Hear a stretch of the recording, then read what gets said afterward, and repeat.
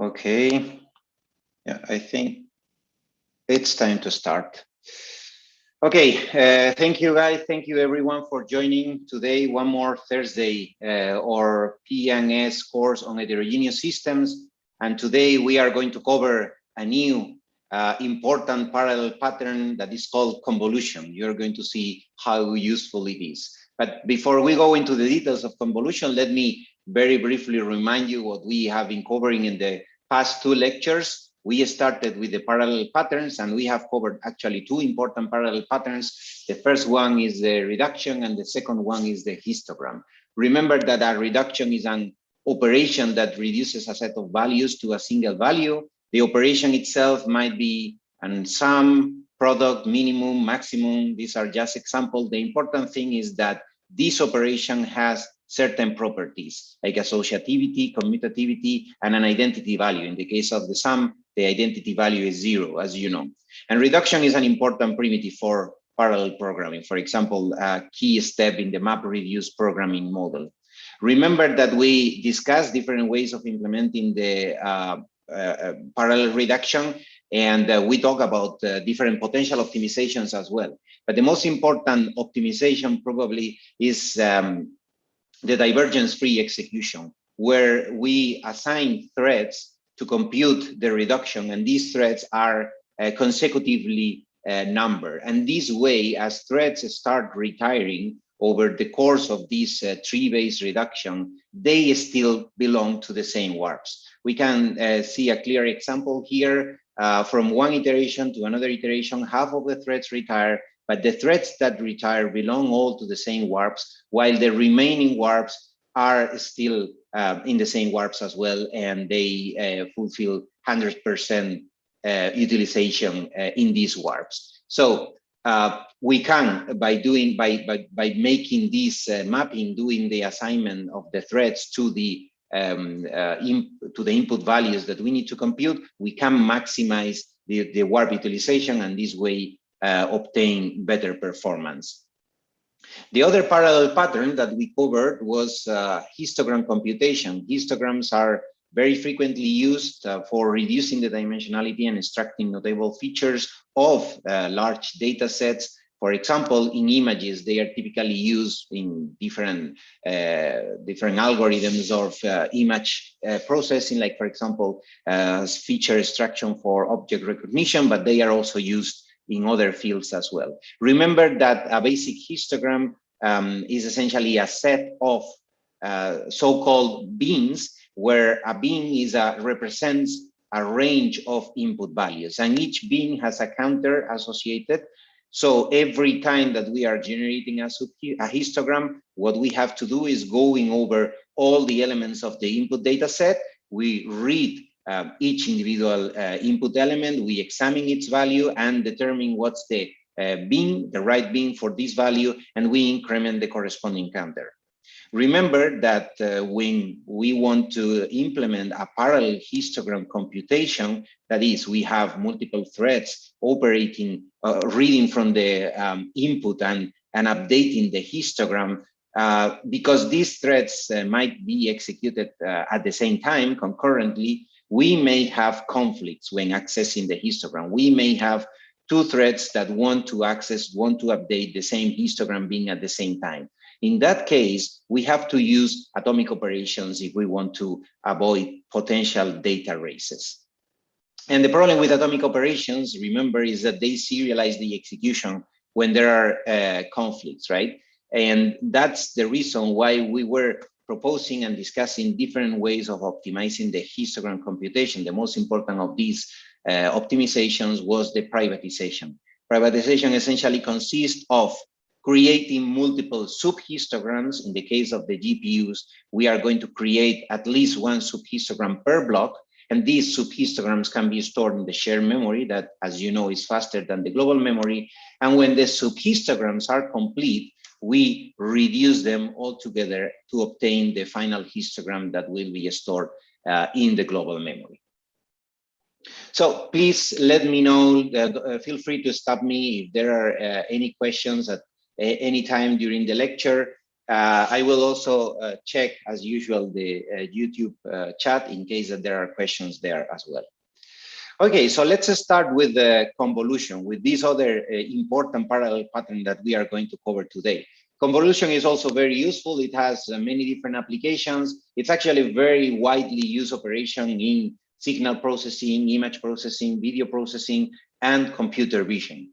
In convolution, what we essentially do is applying one filter, or also called mask, or also called kernel, on each element of the input image, of the input signal or image or frame, and we obtain a new value, the output value, which is calculated as a weighted sum of a set of neighboring input elements. In image processing, for example, we can use convolution for different purposes, like, for example, smoothing, sharpening, or blurring an image, finding edges in the image, removing noise, etc. And also these days, convolutions are widely using different applications of machine learning and artificial intelligence. Importantly, they are used as key layers in the convolutional neural networks that are called CNNs or ComNets for short. One quick heads up here is that so in the context of GPU and GPU programming, the term kernel might be confused with the term CUDA kernel or GPU kernel, which is the function that is executed on the GPU. That's why over the course of this presentation, I will try to avoid this term kernel, and I will probably talk about filter or mask. So we are going to start simple. We are going to start with the example of a one-dimensional convolution, right? That's going to be easier than starting with 2D convolution. 1D convolution is, for example, used in audio processing because audio, as you know, is a one-dimensional signal, right? So this can be our audio track, for example, is stored in an array N in memory, and in particular, this one contains 7 elements. We want to do the convolution, applying the 1D convolution on this input array, and the mask that we are going to use in this example is of size 5. The mask size, as you can see, is typically an odd number of elements for symmetry. So let's see how we calculate one of the elements of the output array P. In particular, we are going to focus on this P2.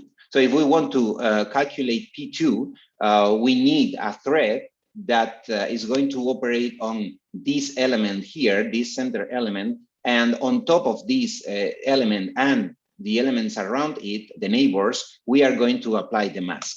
So what we essentially do at the first point is performing the multiplication of each of the elements of the input, in this case N0 multiplied by M0, N1 multiplied by M1, and so on. We obtain a series of partial products, and then what we do is adding them all. So this is kind of a reduction here, right? Because we have to add all these partial products to obtain the final value, in this case, 57 for the element P2 of array P.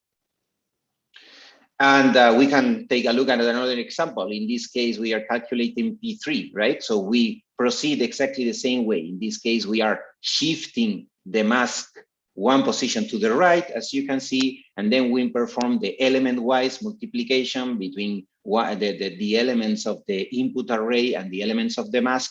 We obtain these partial products, then we sum them, and we obtain the final result that we store in P3 of the output array.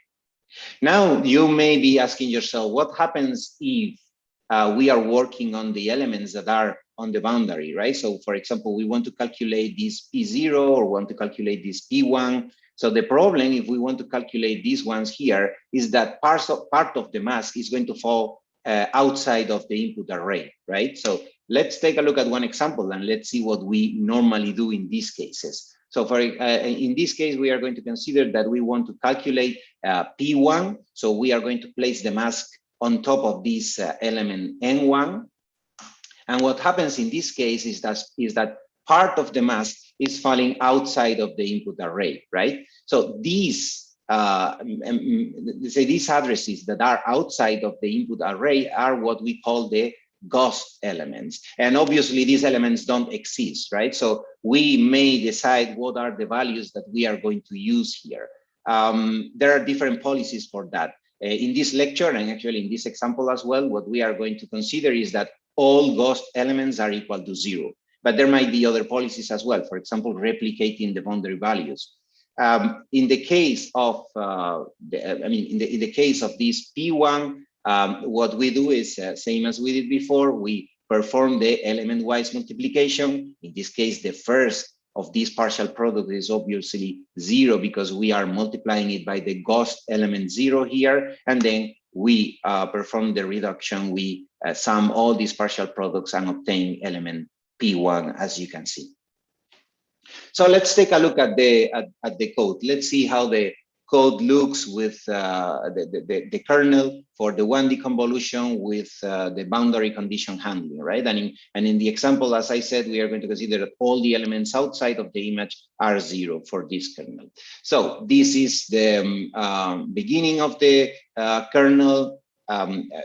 Observe that we have some arguments here. We have the input N, we have the mask M, we have the output P, and then we have the width of the mask and the size, the width, that is the size of the input and also the output in this case. So first of all, how are we going to parallelize this? We are going to assign one thread to each of the elements of the output array. So here we will have, let's say, thread 0, processing or computing P0, thread 1, computing P1, thread 2, computing P2, and so on.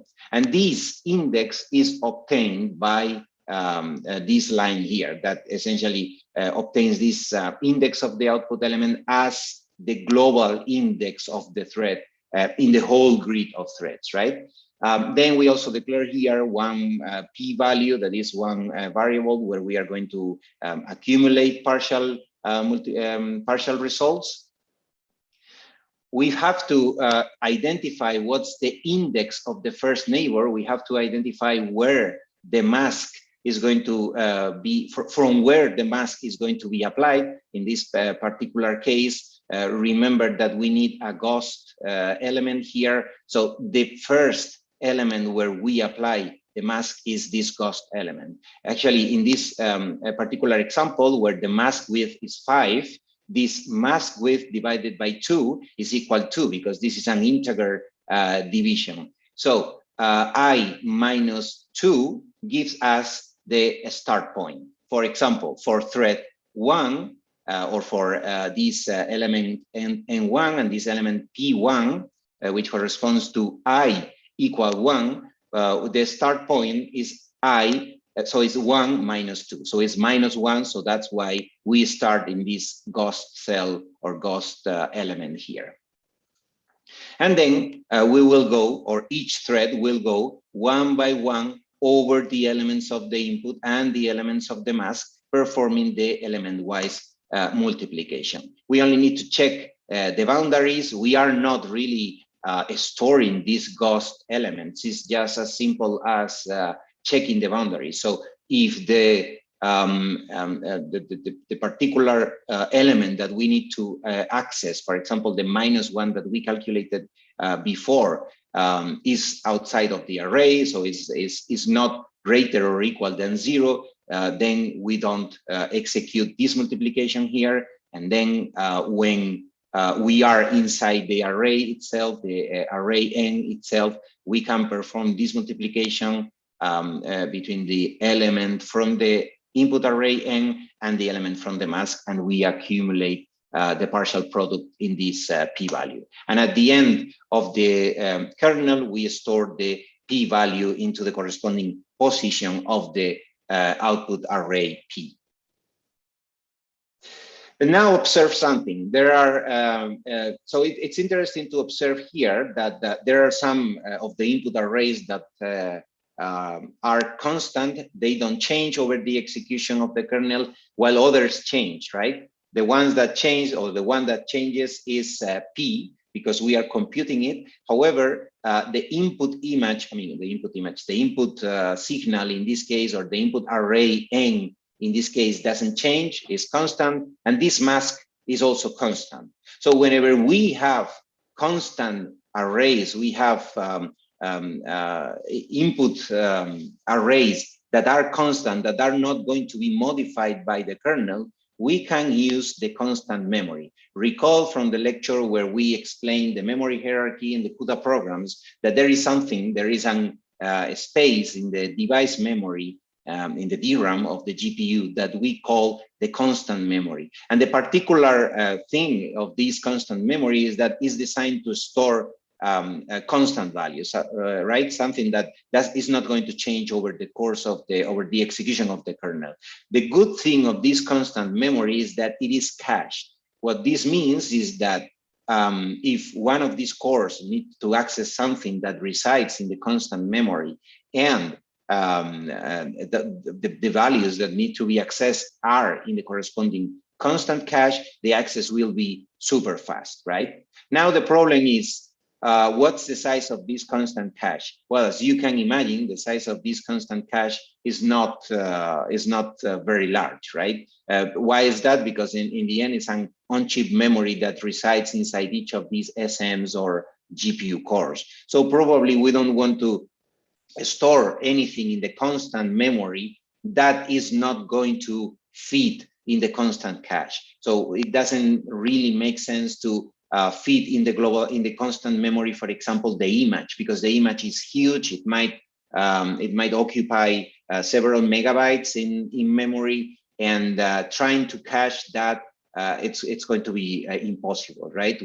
The cores would be continuously missing in the accesses to the constant cache and having to go to the device memory, the actual constant memory that resides in the device memory with all this long latency, as you may remember. So good candidates for the constant memory are data structures or arrays that are relatively small. And the mask is one of them, right? In the example that we have just discussed, the size of the mask is only 5 elements. And so that's why the mask is a good candidate for the constant memory. The mask is small, it is constant, and it is accessed by all threads. And actually the constant memory, as I said, the good thing is that it is cached inside each of the GPU cores, and it is particularly fast when all threads of a warp access the same value. If they are not accessing the same value, the accesses to the constant memory by the threads belonging to the same warp will be serialized. This is not going to be super bad, essentially because if the data resides in the constant cache, then it's going to be a hit. Even though the access is serialized, it will be pretty fast. But as I said, it's going to be the fastest execution is when all threads of the warp access the same element. So if we want to use the constant memory for the mask, the first thing to do is to declare the mask as a global variable. And we do it this way. We have to use this qualifier constant. It needs to be a global variable because this way is going to be seen by both the host code and the device code, the GPU kernel. And then we need to initialize the mask from the host. In order to initialize the mask from the host, we use this CUDA main copy to symbol. As you can see, it resembles the CUDA main copy API that we discussed in one of the earlier lectures. The only difference is that it's copying something from the main memory of the host to the constant memory. And in particular, some memory area that is pointed by this pointer here, M, that represents the mask itself. So it's the destination of this copy operation. This is the source of this copy operation. We obviously need to create the mask first on the host side and then transfer it to the GPU side. And this is the size of the mask. So now we can take a look at the code at the 1D convolution kernel, where we use constant memory for the mask instead of placing the mask in global memory. So yeah, if you compare both codes, you will see that there is no difference. The only difference is that we are not passing M, the mask, as an argument to the kernel because it has been declared as a global variable, as you have just seen. So as I said before, the constant memory can be pretty useful for constant data that we know that is not going to change over the execution of the program. The only thing to keep in mind is that the constant cache is pretty small, typically 64 kilobytes. So we cannot place everything in the constant memory, because if we do that, then we will be missing continuously in the accesses to the constant cache, and this requires to go to the device memory, and in the end, the accesses would be very slow. Okay, so now we know how to do implement a one-dimensional convolution. But now one thing that we can observe here as well, because now it's time to start optimizing this kernel. One thing that we can do here as well is observing that there is a lot of data reused, right? Why is that? Because when we calculate when we calculate P0, for example, we will need to read this element N0, an element N1, an element N2, and so on, depending on what's the size of the mask. And then we go to the next element, P1, and we need to read all these elements here. So you see that there is an overlap with the elements that were accessed by the previous thread, and then we go to P2 and so on. So there is a lot of data reuse here, because essentially what we are doing is shifting the mask over the input array. So there is a lot of data reuse in the input array. And when we have data reuse, remember that we can use a technique called tiling that essentially places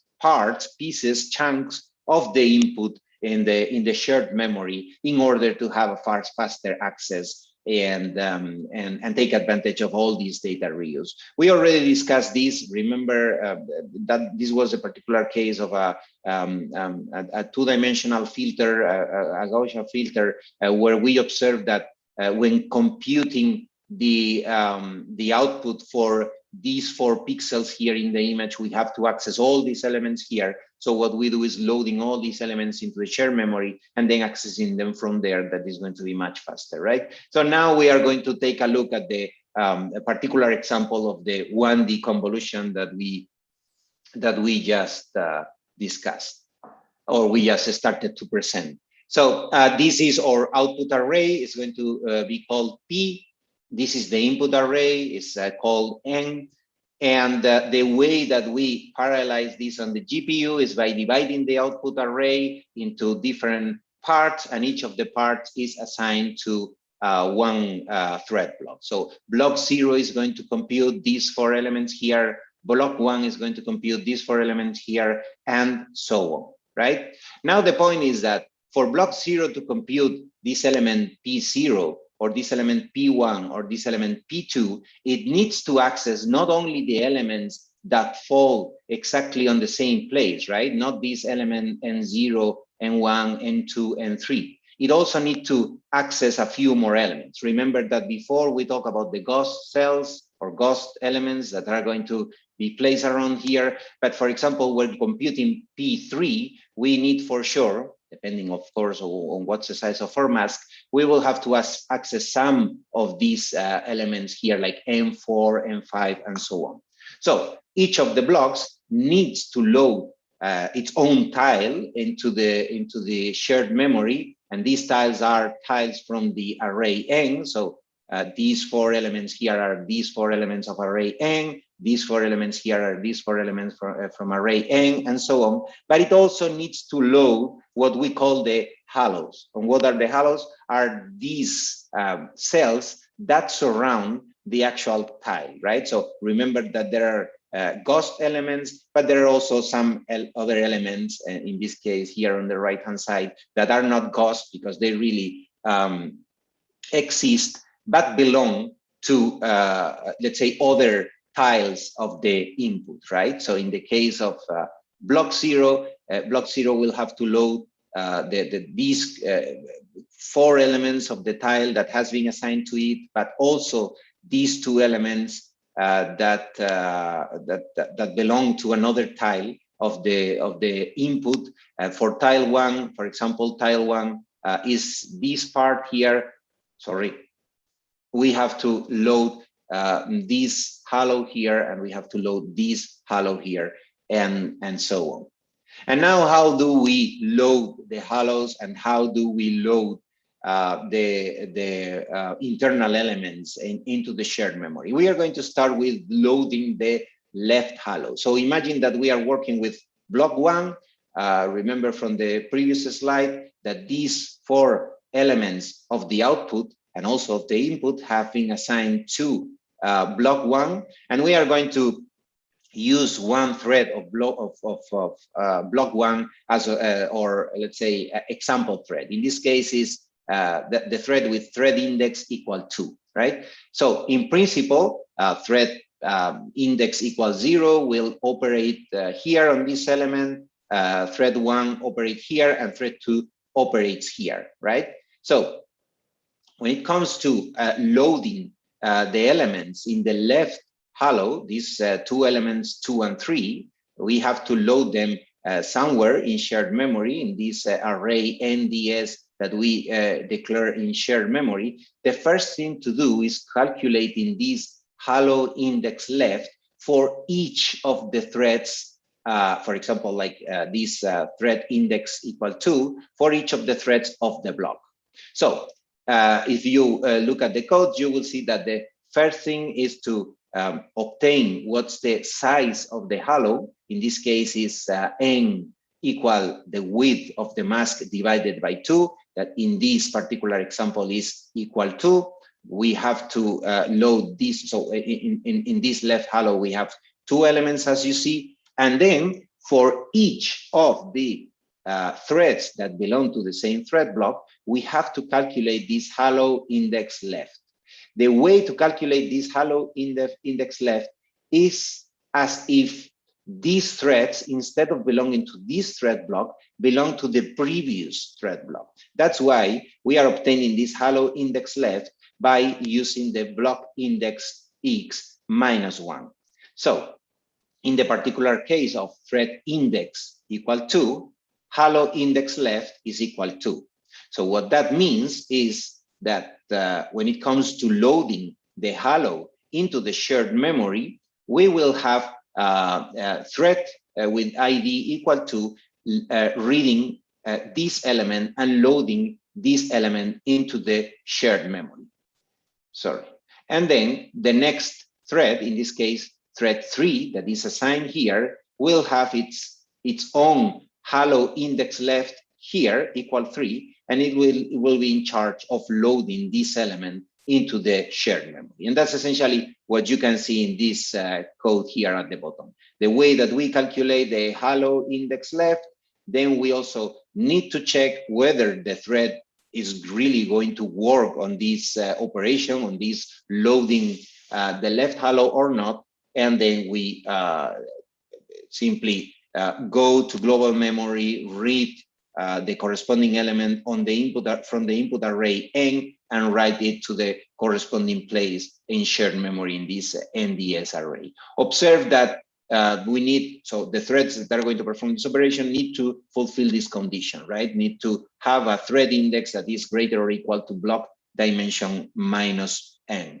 That means that, for example, thread 0 that is originally assigned here, or thread 1 that are originally assigned here, because their hello index left falls here on this part that is actually outside of the hello, they are not really loading anything into shared memory for now. So the next part, or the next step, is to load the internal elements, and this is the easiest part. Why is this the easiest part? Because each of the threads has been assigned to each of the elements in the input array, and the only thing that they have to do is reading the corresponding element and loading it into the shared memory. And that's essentially what we are doing with this single instruction that we have on the slide. And then we load the right hello, and the way of operating is very similar to the way we did for the left hello. In this case, we again use thread index equal 2 as our example, and we calculate the hello index right. In this case, the way that we calculate the hello index right is as if all the threads that work on this tile here were working on the next tile, right? So now, instead of using block index, we use block index +1 to obtain this hello index right, right? For thread 2, hello index right is equal to 10. And what that means is that in this case, thread with the thread ID =2 is not going to participate in the loading of this right hello. Why is that? Because thread ID is not lower than n, which in this case is 2. It's greater. It's actually equal to 2, and that's why it doesn't participate. Why is that? Because the corresponding hello index right is outside of the hello, as you can see. So in this case, the threads that are really loading the right hello are thread 0, which is assigned here and has hello index right = 8, and thread 1 that has hello index right = 9. And this is the whole code where you can easily identify all the different parts that we have just discussed. We start with the index of the output element, because same as we did in the other in the initial or baseline kernel for the 1D convolution, we assign one thread to each of the elements of the output array. Here we need to declare the shared memory that is going to hold the tile in shared memory. We obtain the hello width from the mask size divided by 2. Then here we load the left hello. Here we load the internal elements. Here we load the right hello. And when all these elements and hellos are in shared memory, remember that we need to synchronize to make sure that all warps from the thread block can use what other warps have loaded into the shared memory. And finally, we perform the convolution itself. Remember that the convolution is multiplication and addition, a number of elements that is given by the mask width, and we accumulate the partial results in this p-value that we later write into the output array p in the element pi.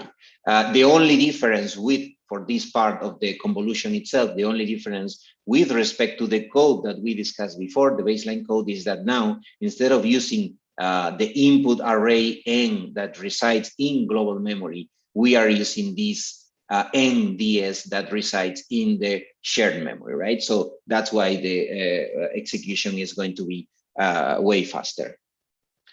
So we are done with 1D convolutions. Let me know if there are any questions. If not, we can start talking about 2D convolution. This is essentially like generalizing what we just discussed. As you will see, most of it is very similar or almost the same. The main difference here is that now we are going to be typically using two-dimensional inputs, in this case, one image, and also the mask is going to be typically two-dimensional, right? So we start with an example that we already know, that is a Gaussian filter, and we are considering this Gaussian mask that is of size 3 by 3. Remember that the way of performing this two-dimensional convolution is placing the mask on each of the pixels of the input image in order to calculate new values for the output, doing this weighted sum, as you know. And remember that we have just seen this. Remember that we can do tiling here because there is a lot of data reuse in this whole tile. So what we have to do is loading the tile into shared memory and then performing the computation using the tile that has been previously stored in the shared memory, in this case, in this L data array. And now one question is, how do we load the tiles into shared memory, right? Because remember, this is the same as we just discussed before for the halos. The dimensions of the input tile are not the same as the dimensions of the output tile. And remember that the way of computing is by assigning one thread to each of the elements of the output array, or the output image, or matrix in this case. So in total, we really need to use 4 by 4, in this particular example, 4 by 4, 16 threads to compute all these elements that belong to this output tile. However, if we take a look at the corresponding input tile, we see that it is larger. And the reason is that the mask has a certain size, right? So when computing this element here on the corner that falls exactly on this position of the input tile, we also have to use the surrounding elements or the surrounding pixels if this is an image. And that's why the input tile dimension is larger than the output tile dimension. So what's the way that we can do this? Well, we can do something similar as what we did in the previous example. We calculate what's the index for the halo, what's the index for the halo on the left, what's the index for the halo on the right, and we could use that technique, or we can do something else, which is what we decide to do here, is that instead of instead of launching a thread block of 4 by 4, we are going to launch we are going to use larger thread blocks, in this case, 8 by 8. And when it comes to loading the tile into the shared memory, we are going to have one individual thread assigned to one of the elements of the input tile, such that the thread goes to the global memory, reads the element of the tile, and stores it in the shared memory. But then, after loading the whole tile, the whole input tile into the shared memory and synchronizing, as we have seen, we will have only the threads that fall on the output tile dimension, as you can see on the screen. So instead of using 8 by 8 threads for the computation of the output tile, we are only using 4 by 4 threads, right? So that's, I wanted to show you both possibilities because, yeah, you can explore with them and see which one is best performing.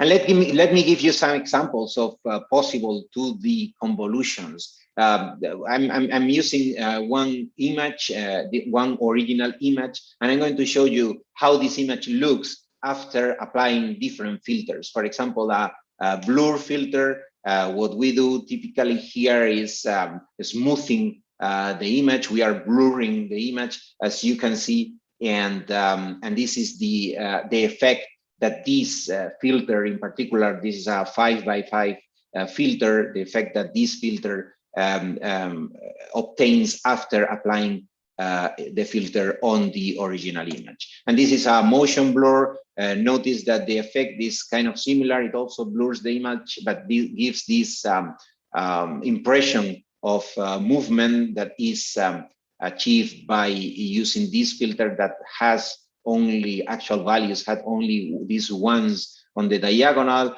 or we can use also a different filter to sharpen the image. It's like to highlight the borders of the image, as you can see. And talking about borders, these kind of filters are also very useful for one key algorithm in image processing, that is the edge detection. And in particular, here I'm talking about the edge detection algorithm proposed by John Canny in the year 1986. This Canny edge detection consists of 4 stages. The first one, we use a Gaussian filter to smooth the image in order to remove noise. So you see how this image here is more softened than the original one after applying the Gaussian filter. Then we obtain the intensity gradients of the image. This can be done with different filters as well. In particular, in this example, we are using a filter called Sobel filter. And essentially what this filter does is calculating the first derivative of the intensity of the input image. In this case is this second one, and obtains these intensity gradients that, as you see, have higher values when we have some sort of change in the surface, right, in the intensity of the image, and in that case the gradient has a higher value, and as you can see, it's already starting to be quite similar to what the borders actually are. But we need to apply some more refinement here, because some of the pixels that are highlighted here in this image are not edges in reality. It's simply that they are close to an edge or something, and that's why we need to do this non-maximum suppression, where one of the pixels that apparently is an image is compared to neighboring pixels in order to see whether it's a true maximum or not. And finally, we have this double thresholding and hysteresis, where we filter the edges even more. We obtain some strong edges and also some weak edges, and those weak edges that are connected to a strong edge are considered edges as well. And this is the output image, the output image of borders of edges, as you can observe. Okay, so we have been talking already about convolutions for a while. Convolutions belong to a, let's say, bigger class of applications that are called stencils. These stencils are a class of algorithms where each output element is calculated from a set of neighboring input elements in a structured grid. So observe that the definition is already very similar to the definition of the convolution, right?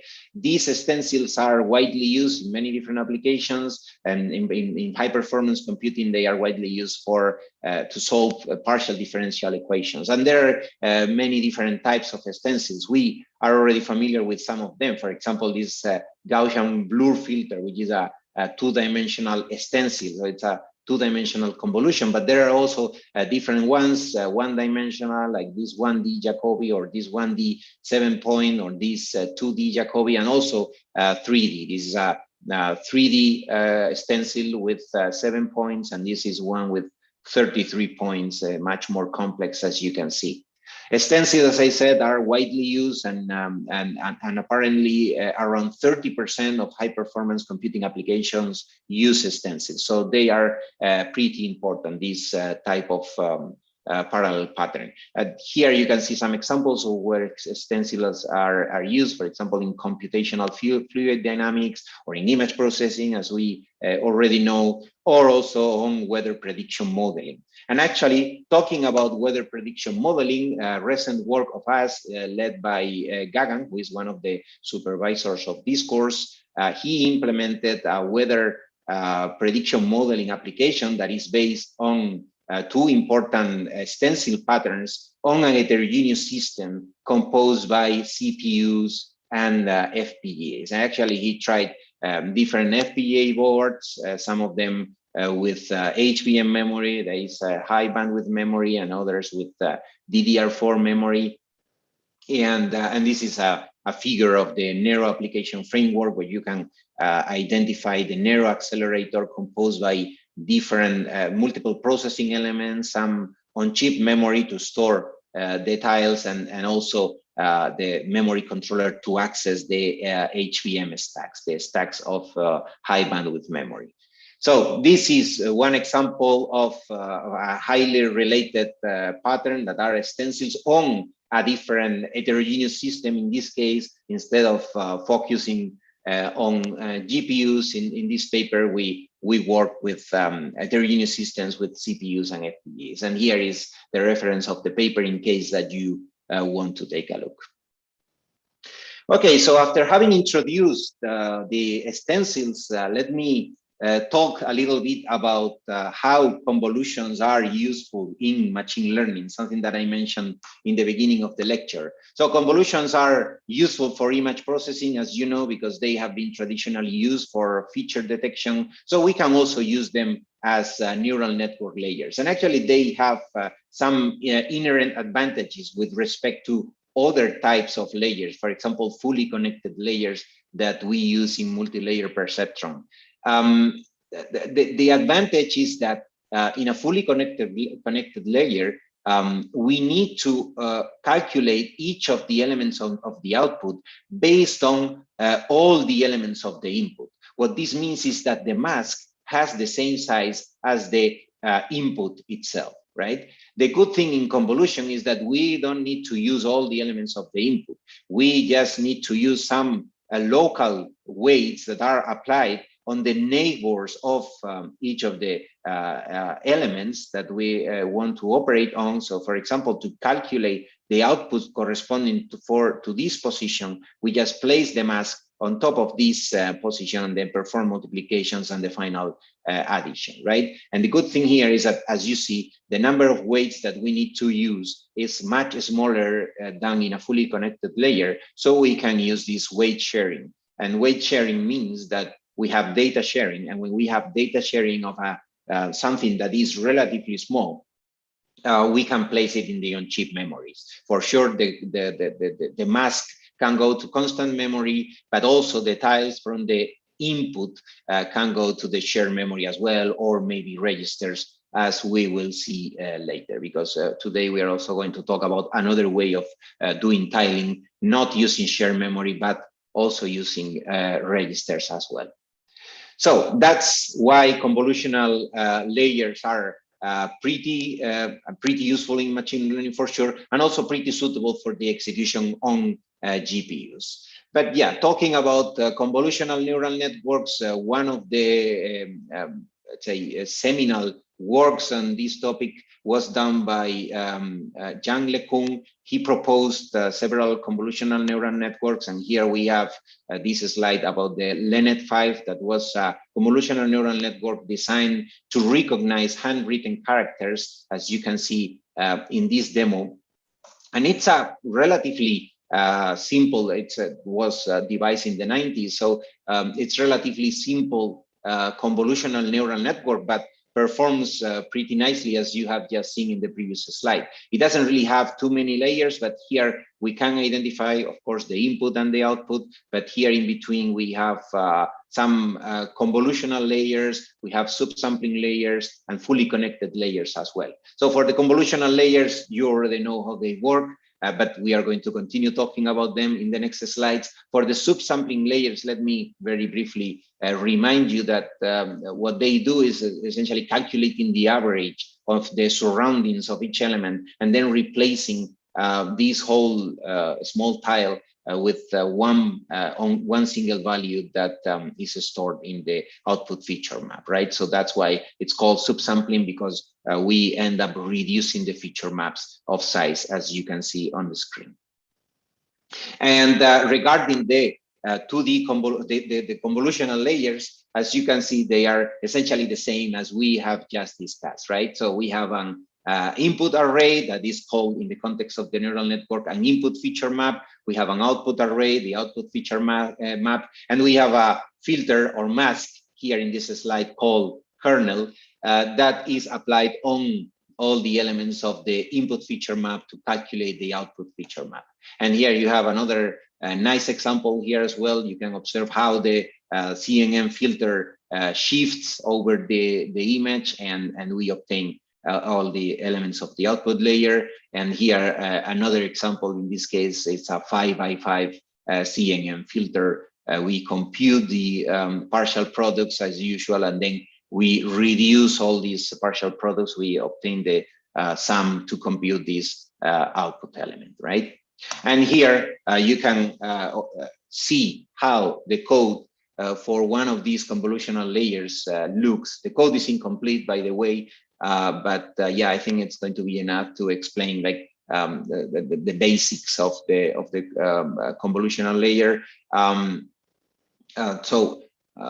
We have this M variable that identifies the output feature map, because, as you may know, in the input in the convolutional neural networks, we may have multiple input feature maps and also multiple output feature maps. For example, one typical example is imagining a color image that has 3 channels, R, G, and B. So each of them would represent an input feature map. And then depending on what's the number of filters that we apply on these input features, we are going to obtain more or less output feature maps. So these are identified in this code by this M. The code is incomplete, by the way, but yeah, here you can see here how it's a series of nested for loops where we go over all the input channels represented by this index C, and then we loop over the filter. In this case is a filter of size K by K, the filter or mask of the CNN layer, and yeah, essentially we are doing as usual multiplication and accumulation, and finally we will store the accumulated result into the final destination, this output array that is the output feature map, or one of the output feature maps. So now we have already seen that convolutions are a very suitable parallel pattern for GPUs. We are discussing how to implement convolutions on GPUs. And now one thing that it's kind of an anecdote that I would like to explain to you is that how all these how all of these let's say era or age of the neural networks or revived neural networks started.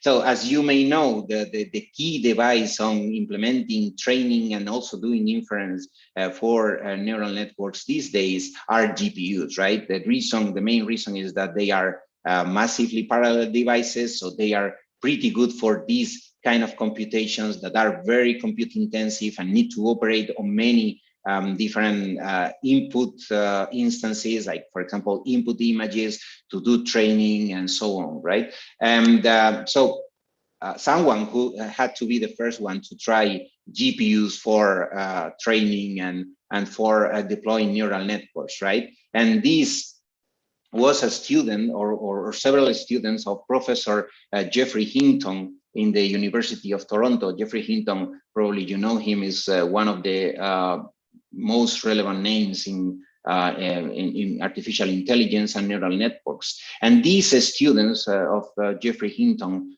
took one course on programming massively parallel processors from Professor Andreas Moschewitz. Professor Andreas Moschewitz had actually adopted the materials that Professor Hu was already using at the University of Illinois, where he started teaching CUDA and GPGPU programming in early 2007, right? So observe what's the importance of applied courses and how they can impact the future, right? So what they started as a graduate course taught by Professor Wen Mei Hu at the University of Illinois was a course later taken by students of Geoffrey Hinton, and some of these students developed the first or I don't know if it's the first or not, but probably one of the most well-known convolutional neural networks, that is AlexNet. And AlexNet is essentially the same thing as the LeNet that we have just seen before. The key difference between these two is that AlexNet has many more layers, as you can see. It's like, that's why we talk about deep convolution neural network. And after AlexNet, there was more, right? Because AlexNet did pretty well in this ImageNet competition. And the day, 1 year later, Google did the same, improved even more. And 1 year later, in 2015, it was Microsoft. And here you can see in the ImageNet competition how much change was from 2011 to 2012, where the first CNN AlexNet was used. An amazing improvement in the recognition of image in this ImageNet challenge. And yeah, probably the most recent ones after 2015 are even more accurate, but you can already compare how this ResNet is already more reliable than even humans, right? So good thing here is that neural networks are very suitable for, and in general, artificial intelligence workloads are very suitable for GPUs. And actually, they are even more suitable because convolutions are good for GPUs. But the good thing of convolutions is that they can be converted into matrix multiplications that are even more suitable, because we can apply techniques like tiling that we have already discussed before, and also we can take good advantage of data reuse across CNN layers. And the way of doing this reduction from the convolutional layer to a matrix multiplication is here in this slide. Actually, here on the top, what you can see is, or what you can identify is the convolution. Observe that we have 3 input feature maps, we have several convolution filters, and we have 2 output feature maps. So to compute the output feature maps, what we are doing here is a 2D convolution. So we apply this filter on top of this image to calculate the first of the elements of the output. Then we will have to move the filter and place it here on this part of the image, and then we will place it here on this part of the image, and then place it here on this part of the image. And this way we compute these 4 elements of this output feature map, right? And we can do the same for the other feature map, input feature maps, and the other convolution filter. So in the end, what we do here is applying these masks or these filters on top of the inputs to obtain the outputs in the same way as we have discussed before.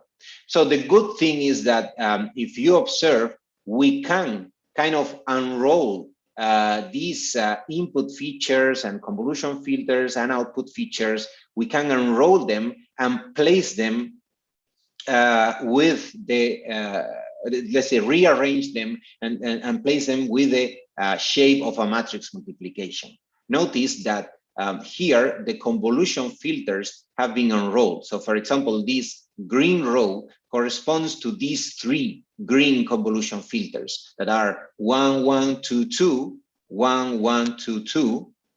These are 4 ones, and then 0, 1, 1, 0, 0, 1, 1, 0. And then we do the same with the second row of this input matrix, right? That corresponds to the blue convolution filters. And we can do the same for the image as well. So these are 1, 2, 1, 1 is 1, 2, 1, 1. Then we go to the next tile, that is 2, 0, 1, 3. 2, 0, 1, 3 is the tile unrolled. And then the next tile is 1, 1, 2, 0, 1, 1, 2, 0, and so on and so forth. We do exactly the same thing for all the tiles in each of the input feature maps. Yeah, for the 3 of these input feature maps, we obtain these other matrix, we compute, we perform this matrix multiplication, obtain this output matrix that corresponds exactly to the output feature maps, as you can see, 12, 18, 13, 22, 12, 18, 13, 22. So this is the way of transforming a convolutional layer into a matrix multiplication that can be even further optimized on current GPU architectures. And remember, some of the techniques that we can use when optimizing the matrix multiplication are, the first of them is tiling, that we already know, right? In tiling, what we do is dividing the output and the input matrices into different tiles. And first we load these tiles into shared memory, and then we perform the multiplication using these small tiles or small matrices that are allocated in shared memory, and we store the result in this tile C, and finally we will write this back onto the array or matrix C in global memory. But this is like the, let's say, like the first optimization that we can apply to matrix multiplication. We can definitely perform what here in this slide is a hierarchical decomposition from the block matrix multiplication operation. We start extracting different tiles that are assigned to different workers of the hierarchy, of the software hierarchy of the GPU. Remember that the first thing we have is the thread blocks. So these part here of the output matrix, and this input tile of this yellow input matrix, and this blue input matrix, these are tiles that are going to be assigned to one particular thread block and probably stored in shared memory. But then some of these elements, we can also store them in registers that are even faster in the access, and we can also divide the output tile into different parts that are assigned to different warps, and then inside each of them, different parts that are assigned to different threads. So these are like highly optimized implementations of matrix multiplication that obviously we are not going to discuss in a lot of detail today, but I want to give you some of the hints of the optimization techniques that are applied here. For example, the joint register and shared memory tiling. In this case, we have two input matrices, M and N, as usual, and we have one output matrix, P, that you have here. Observe that we are dividing both input matrices, N and M, into tiles, but in this case, we are not using two-dimensional tiles. In this case, we are using one-dimensional tiles. In the case of N, the tile width is equal 2. In the case of M, the tile width is equal 4, as you can see on the screen. Now the point is, where are we going to store these different tiles? Not only the tile from N, M, but also this larger tile, this one is two-dimensional, from P. Well, what we are going to do is storing the tile from the input matrix M and the tile from output matrix P into registers. And then we store the tiles from matrix N into the shared memory. Notice that it's something that you have already noticed, but notice that the sizes of M and N, the tiles of M and N and the couple, they are different. And now let's analyze a little bit how we perform this computation and how the threads that are going to perform this computation are going to access the tiles from either shared memory or the registers. In this particular example, we assume that we use a number of threads that is equal to tile width M. Remember that tile width M is equal 4, so we are using 4 threads. And what we do is, remember as well that in matrix multiplication, we typically assign threads to the output elements. So we are going to have one thread here, another thread here, another one here, and another one here. So thread 0 is in charge of computing these two output elements. Thread 1 is in charge of computing these two output elements. And here thread 2, and here thread 3. Yeah, exactly, this is the output tile. So the size of the output tile is tile width M times tile width N. So it's a two-dimensional tile, as you see. But in reality, we are only using 4 threads, right? We are not using 8, which is the number of elements that we have in the output tile. Good thing is that we are going to have a lot of reuse. So for example, each element of N is used as many times as tile width M. Why is that?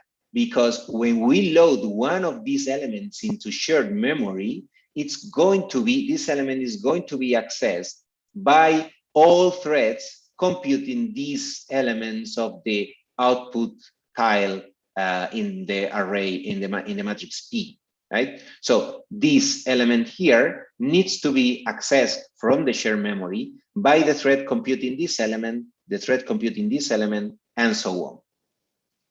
And now we can, let's say, do the same reasoning for the elements of M.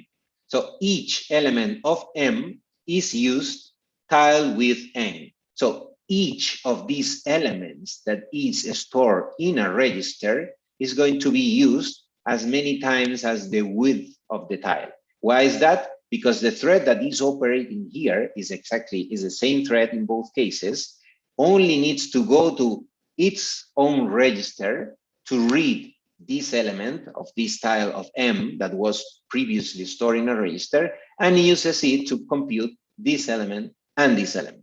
So it's using it 2 times, exactly the width of the tile of N, as you can see.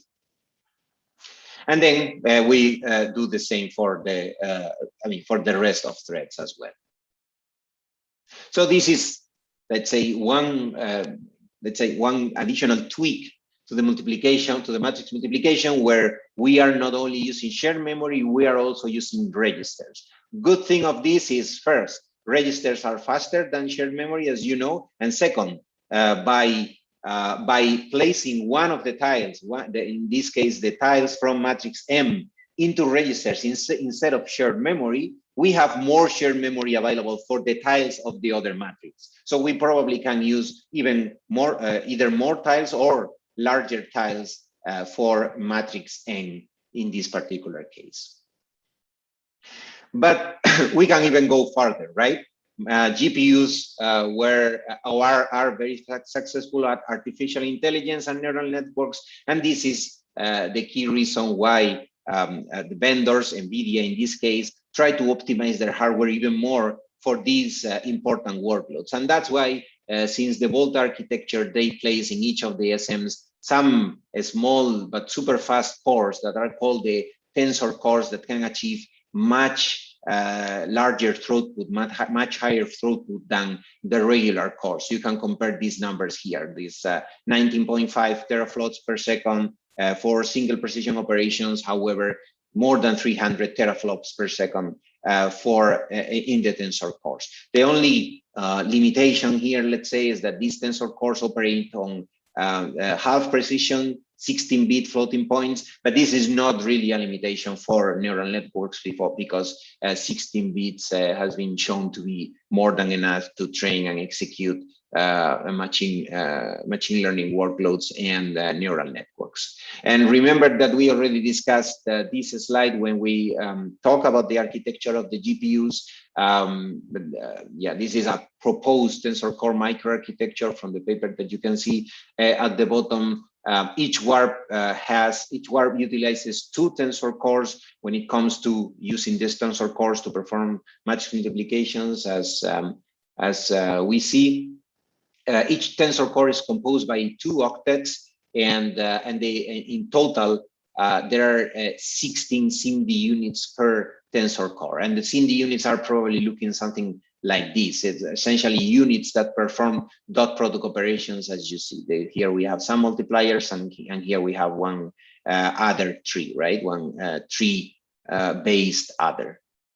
And yeah, so the data that is fed onto these tensor cores is coming from the register file. And this is something I mentioned already when I presented this slide, is that one key difference between these tensor cores and the conventional SIMD is that the registers are not private to each thread, but the registers are shared inside the warp. So let's take a very quick look at the how these tensor cores are used. I'm not going to enter into the details of how to program them. I just want to show you more or less what's the idea here and what are the benefits that they have, not only in terms of performance, that's clear for sure, but also in terms of programmability as well.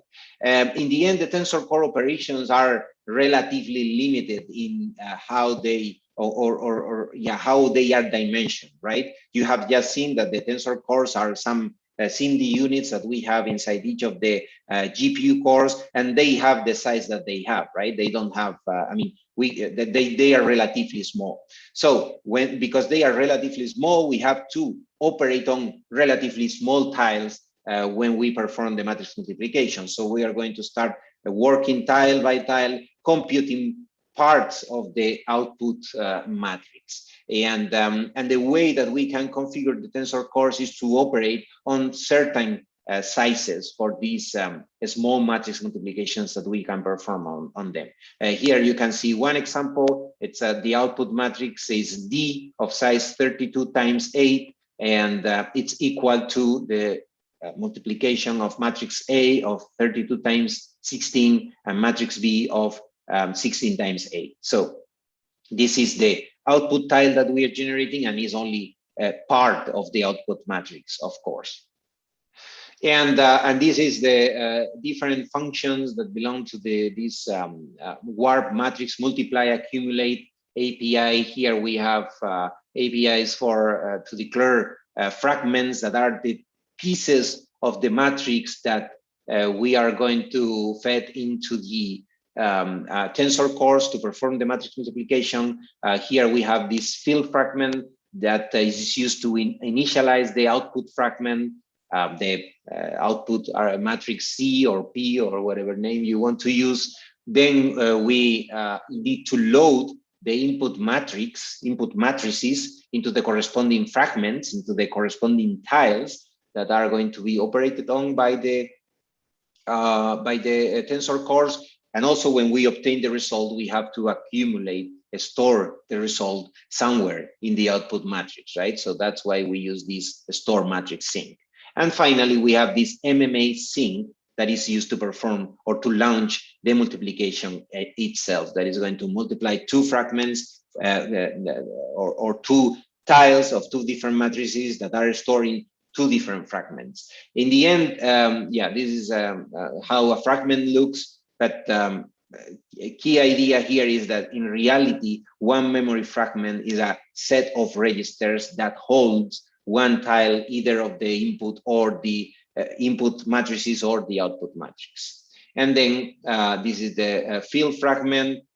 This is the load matrix sync, store matrix sync, and this is the MMA sync that performs the actual multiplication, right? You can observe that it takes as inputs one fragment A from input matrix A, one fragment B from input matrix B, and one fragment C from output matrix C.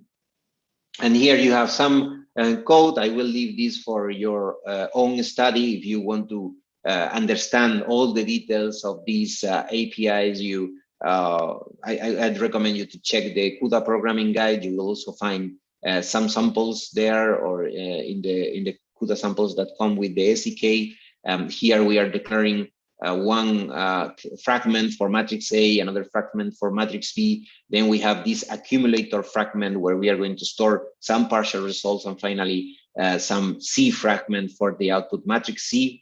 Here, first thing to do is to fill the fragment ACC_frag, that is the accumulator. We fill it, essentially we are initializing this input fragment all with zeros. Remember that this is a multiply accumulate operation, and we are going to accumulate on the different registers that compose these fragments. So we need them to be initialized equal to 0.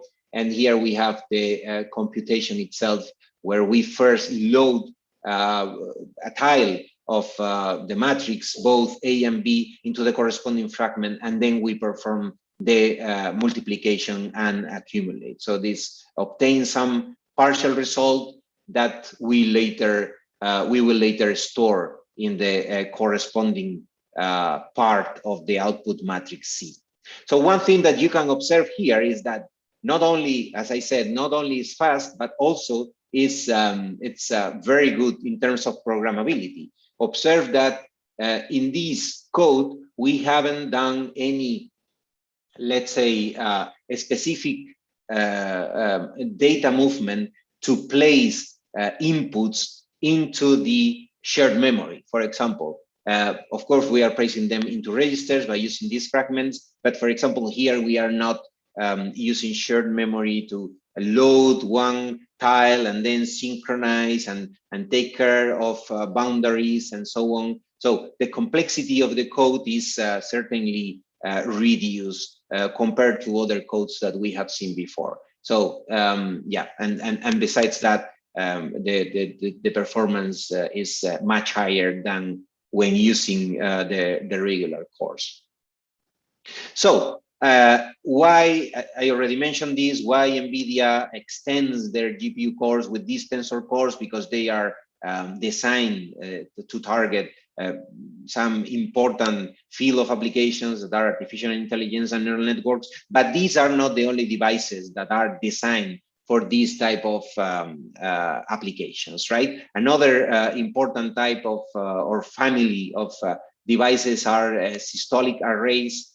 We talk in the very beginning of this course, in the first lecture, we talk about the Google TPU. You have this slide here. The Google TPU is essentially a systolic array. The first generation was launched in 2016, and after that there have been 4 more generations, three more generations, more and more powerful, able to achieve 250 teraflops per chip. And essentially each of these TPUs are, as I said, a systolic array. In a systolic array, what we have is a two-dimensional organization of processing elements, and we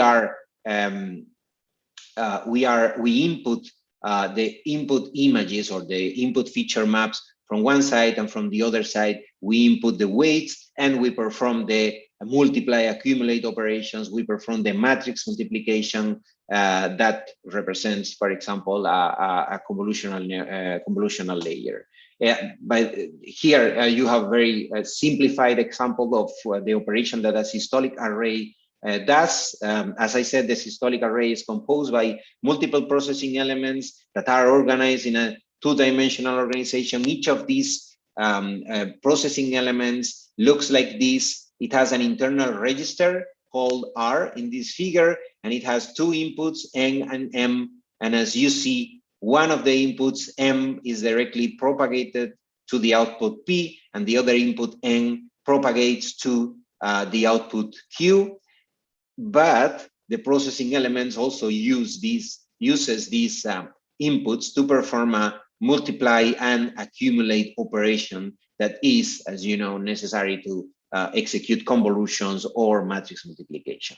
And in this simple example, we are multiplying two matrices, A and B of size 3 by 3, and we are obtaining an output matrix C of the same size. And the way that we provide the inputs from A and from B, the input elements from A and from B to the systolic array is more or less in this way. Notice that we start, for example, here in cycle 0, we input element A00 and element B00. We multiply them and accumulate, and then we also propagate A0 to the next processing element and B0 to the next processing element, and then we continue performing multiplication and accumulation. And after being done with all the elements of B and all the elements of A, we will have the results of the matrix multiplication in the corresponding registers of the each of the processing elements of the systolic array. And here you have another picture of the Google TPU. Here you can easily recognize the matrix multiply unit, which is the systolic array, and how it is fed with weights coming from this buffer or this FIFO that we have here, the weights that represent the mask or the filter, and the input data, for example, the input feature maps. And here you see the this accumulator. So essentially a systolic array, very similar to the simplified one that we have seen in the previous slide. But if you want to learn more about systolic arrays, I would definitely recommend you this lecture from Professor Mutlu that he taught in the past spring semester, and here you have the link to the video in YouTube. So we are essentially done for today. If you want to read more and learn more about convolutions and also about the way that the machine learning applications are implemented on GPUs, I can recommend you this chapter 7 and chapter 16 from the book Programming Massively Parallel Processors. And this is all from my side. I don't know if there are any questions, guys?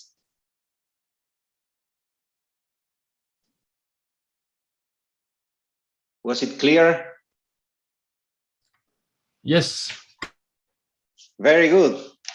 Thank you very much for your attention. As usual, you know that you can contact me later if you have any questions about the topic that we covered today or any other of the topics that we covered in previous years. Thank you very much, guys. And also thank you everyone watching the lecture in YouTube as well. I hope